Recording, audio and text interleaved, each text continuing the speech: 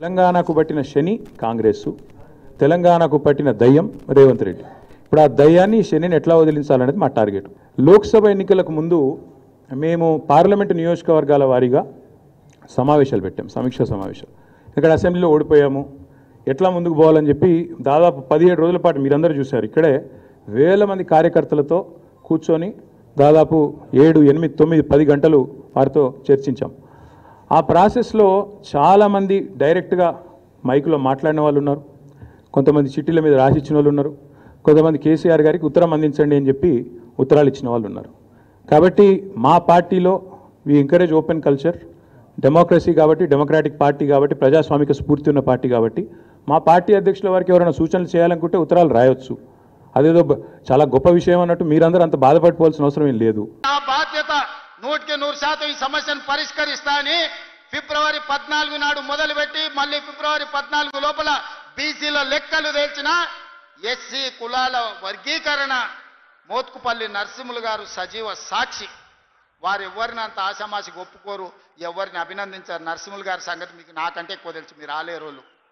కానీ వారు స్వయంగా అసెంబ్లీకి వచ్చి శాలువ కప్పి తమ్మి ఈ రోజు నా మనసుకు ఆనందం కలిగింది, దశాబ్దాల మా కొట్లాట పరిష్కారం చూపించినమని నరసింహులు గారు అభినందించిన మాట వాస్తవం కాదా? ఇవాళ ఎస్సీ కులాల వర్గీకరణ చేసి ఆ చిక్కుముళ్ళని ఇప్పింది ఈ ప్రభుత్వం కాదా అని నేను అడుగుతున్నా.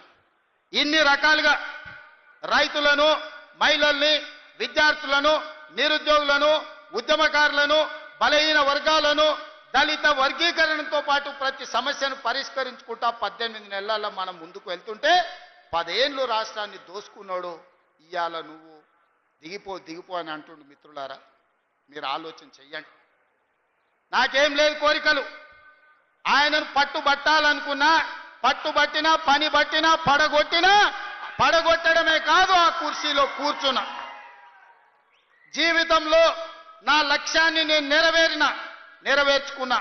ఇక మీ లక్ష్యాన్ని నెరవేర్చడానికి మీ సోదరుడిగా కష్టపడాలని నేను అనుకుంటున్నా. నాకు ఇంకేం కోరికలు లేవు. నన్ను ఇబ్బంది పెట్టినోని, నన్ను జైలు పెట్టినోని ఖచ్చితంగా జైలు నుంచి బయటకు వచ్చిన రోజు ఒక మాట చెప్పిన, తొడగొట్టి చెప్పిన, నేను పడగొట్టే వరకు కళ్ళు ముయ్యను అని చెప్పి పడగొట్టి చూపించిన. ఇవాళ మీ అందరికీ నా విజ్ఞప్తి ఒక్కటే, 10 ఏళ్ళు ఆశీర్వదించండి. ఈ తెలంగాణ రాష్ట్రాన్ని $1 ట్రిలియన్ ఎకానమీగా మార్చి ప్రపంచానికి ఆదర్శంగా నిలబడి బెంగళూరు, చెన్నైయో, ముంబైయో, ఢిల్లీతో కాదు, న్యూయార్క్, టోక్యో, జపాన్ దేశాలతో పోటీ పడే విధంగా తెలంగాణ రాష్ట్రాన్ని అభివృద్ధి పదం వైపు నడిపించే శక్తిని మీరు ఇవ్వండి మిత్రులారా. మీరిచ్చే శక్తితోని మూసీ నది ప్రక్షాళన చేస్తా, రీజనల్ రింగ్ రోడ్డు నిర్మిస్తా, భారత్ ఫ్యూచర్ సిటీని ప్రపంచానికి ఒక గొప్ప నగరంగా అందిస్తా. ఈ రోజు బలహీన వర్గాల పిల్లలు డాక్టర్లు, లాయర్లు, ఇంజనీర్లుగా, ఐఏఎస్లు, ఐపీఎస్లుగా రాణించి ఈ దేశ పునర్నిర్మాణంలోనే మీరు భాగస్వాములుగా ఉండాలి, మీకు బాధ్యత ఉండాలి అనే విధంగా తీర్చిదిద్దే విధంగా నేను ప్రయత్నం చేస్తాం మిత్రులారా. అందుకే ఇవాళ మిమ్మల్ని అందరిని అడగదలుచుకున్నాం. లక్ష్మీ నరసింహస్వామి కాళ్ళ దగ్గర ఈరోజు మనందరం కూర్చున్నాం. ఆ స్వామి సాక్షిగా అభివృద్ధి చేసే శక్తిని ఇవ్వండి. ఈ తెలంగాణ రాష్ట్రాన్ని, ఆగమైన తెలంగాణను మనం పునర్నిర్మించుకుందాం. ఇవాళ ఒక్క నోటీస్ ఇస్తేనే ఆయన ఆగమాగం అవుతున్నాడు. నెలల కొద్ది జైళ్ళల్లో గడిపిన మేమేమనుకోవాలి? నువ్వు దేవుడువా? నువ్వు మనిషివే కదా. ఆనాడు ప్రధానమంత్రిగా పనిచేసిన పివి నరసింహారావు ఒక సెషన్స్ మేజిస్ట్రేట్ ముందర పోయి చేతులు కట్టుకొని నిలబడ్డాడు కోర్టు నోటీస్ ఇస్తే. మీకెందుకయ్యా అంత బలుపు? మీరు చేసిన తప్పులకి ఇవాళ కమిషన్ నోటీస్ ఇచ్చింది. జవాబు చెప్పాల్సింది పోయి ఎదురుదాడి మా మీద చేస్తున్నారు. నువ్వు మా మీద దాడి చేసుడు కాదు, ఇది కాళేశ్వరం కమిషనా, కాంగ్రెస్ కమిషనా అడుగుడు కాదు. నీ పార్టీలో ఉన్న దయ్యాల గురించి నీ బిడ్డనే చెప్పింది కదా.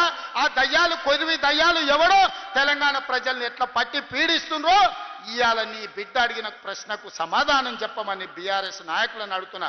ఇప్పటి నుంచి అది దయ్యాల రాజ్య సమితే తప్ప అది భారత రాష్ట్ర సమితి కాదు, అది దయ్యాల పార్టీ అని మన కార్యకర్తలు ఊరూరాలు చెప్పాలి. ఎవడు కనిపించినా ఒకటే చెప్పారు, అరే దయ్యాలు వచ్చినాయి రా భయ అని. ఇంకా వాళ్ళని పేరు పెట్టి పిలువకారు, ఎక్కడ కూడా కనిపిస్తే చాలు దయ్యాలు వస్తున్నాయని ప్రజలకు చెప్పండి. ఎందుకంటే దయ్యాలతో ఉన్న ప్రమాదం తెలంగాణ ప్రజలకు తెలవాల్సిన అవసరం ఉన్నది. అందుకే మిత్రులారా, మళ్ళొక్కసారి చెప్తున్నా, మళ్ళసారి గెలవడానికి, ఆలేరు అభివృద్ధి చేయడానికి మీ సోదరుడికి ఏం మీకు కావాలనో పరిష్కారం కావాలనో ఏం అండగా నిలబడాలో మీరు చెప్పండి. అన్ని పనులు చేసి పెట్టే బాధ్యత నాది. ఎందుకంటే ఆలేరులో ప్రజలు మంచోళ్ళు, కొంచెం నాయకులు అక్కడిక్కడ ఉన్నా మీ అభివృద్ధి చేసే బాధ్యత నాది.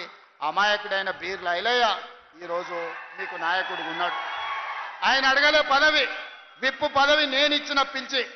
ఎందుకంటే బలహీన వర్గాల నుంచి నా వెనకాల కూర్చుంటే ఒక బీర్ల ఐలయ్య ఉండాలి, ఒక ఆది శ్రీనివాస్ ఉండాలి, ఒక అట్లూరి లక్ష్మణ్ ఉండాలి, ఒక రామచంద్ర నాయక్ ఉండాలి. బలహీన వర్గాలు నా వెనకాల కూర్చుంటే సభకు నిండుదనం వస్తుందని వాళ్ళందరినీ విప్పులుగా వేసి ఈరోజు మీ ప్రాతినిధ్యాన్ని పెంచే ప్రయత్నం చేస్తున్నాం. రాహుల్ గాంధీ గారి లక్ష్యం నెరవేర్చడమే నా బాధ్యత అని తెలియజేస్తూ, ఇంతసేపైనా ఓపిక ఉన్న మా సోదరులందరికీ నిండు మనసుతో ఆశీర్వదించడానికి ఇక్కడికి విచ్చేసిన ఆలేరు ప్రజలందరికీ కూడా మనస్ఫూర్తిగా అభినందనలు తెలియజేస్తున్నా. మీరందరూ అండగా నిలబడతారా? తెలంగాణ రాష్ట్రాన్ని పునర్నిర్మించుకుందామా? మీరందరు సిద్ధమేనా? మీరందరూ అండగా ఉంటారు కదా? అండగా ఉంటా అన్న వాళ్ళందరూ చేయి పైకెత్తండి. మా అక్కలు కూడా, అక్క కోటీశ్వరులు వచ్చేసారి 1 కోటి ఓట్లు రావాలంటే మా ఆడబిడ్డలే కోటీశ్వరులు అయ్యి నాకు అండగా నిలబడాలి. మీరందరూ ఆశీర్వదించడానికి చేయి పైకెత్తండి అని చెప్పి మా అక్కలందరికీ విజ్ఞప్తి చేస్తున్నా. జై కాంగ్రెస్.